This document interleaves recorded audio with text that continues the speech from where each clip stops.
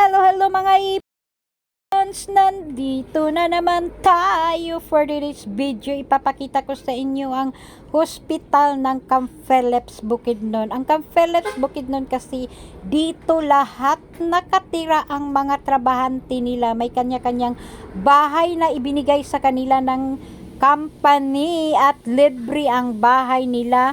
At ang mga tubig saka kuryente, sana all libre. Akala ko wala nang libre ngayon sa panahon na ito, pero mayroon pala. At kung may magkasakit sa pamilya ng mga trabahante, dito sila sa hospital pupunta at libre din ang kanilang pagpapagamot, walang bayad. Wow, sana all, makasana all na lang talaga.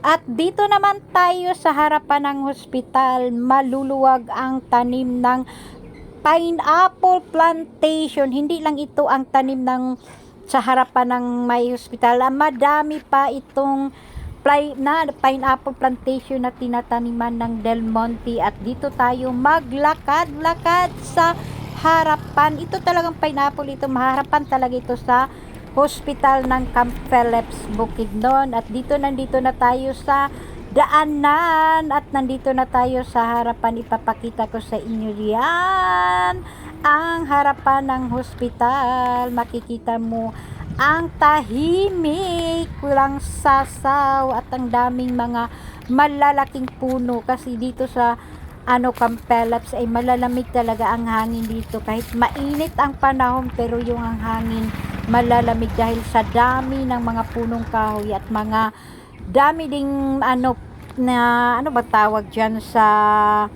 pine tree pala. At yan ang mga punong malalaki. Hindi ko alam kung anong pangalan ng puno yan, basta matagal na yan, old na yan na puno. Yan, ang linis-linis din ng daan. Bawal kasing dito ng mga basura sa daan, baka mapagalitan kayo ng mga nagbabantay dito. At dito naman tayo sa kanilang gym ng Camp Philips, dito sa pinaka-center ng Camp Philips Bukidnon. Yan ang kanilang gym at yan i-held kung may mga events na malalaking mga events dyan i-held. At dito naman tayo, ililibot ko kayo sa daanan kasi yung daanan ng Camp Philips ay sobrang linis. Hindi mo makikitang may mga dyan, mga basura-basura kasi bawal magtapo ng basura dito. At ang bahay ng mga trabahante dito ay uniform.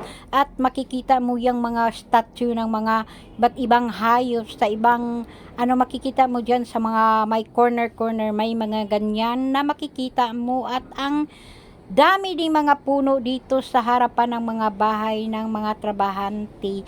Yan, at yung building na yan, dati po akong nag-work dyan sa Del Monte Cooperative yan ng DRVC pala. At yan, tuloy-tuloy tayo sa paglalakad kasi uuwi na ako sa amin. At ang terminal naman nila ay andoon pa sa malayo, andoon pa sa may dulo. Dati ang terminal dito naka-base sa may sentro, pero inilipat nila ang kanilang terminal.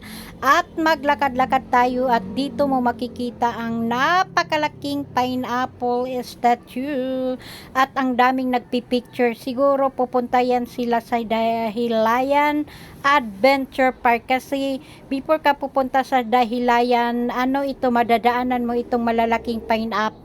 At kasi yung iba nagpipicture dyan, remembrance ba. At ako naman dito ay magsa-selfie at isi-selfie ko yung malalaking pineapple. At pero kung gusto nyong pumunta ng Dahilayan, kung galing kayo sa Cagayan de Oro City at dito kayo dadaan, pero kung galing kayo sa Bukidnon or galing kayo sa Davao, doon kayo dadaan sa Manolo Fortich Bukidnon kasi may daan din doon papuntang Dahilayan. Madami kasing lulusutan dito sa Bukidnon papuntang Dahilayan, pero kung bago pa lang kayo dito sa Bukidnon, dito na kayo dadaan para hindi kayo mawawala. Kasi kung doon kayo sa kabila or doon sa Manolo, kung hindi kayo suwito doon, wag na kayong dadaan kasi ang madadaanan nyo dyan ay madaming pineapple, kaya mawawala kayo doon. At ako na may nakasakay na ng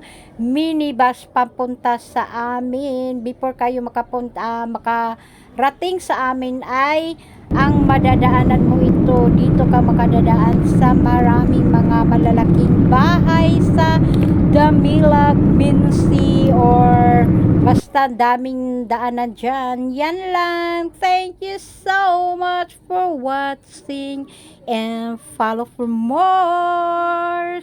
Bye-bye. Bye.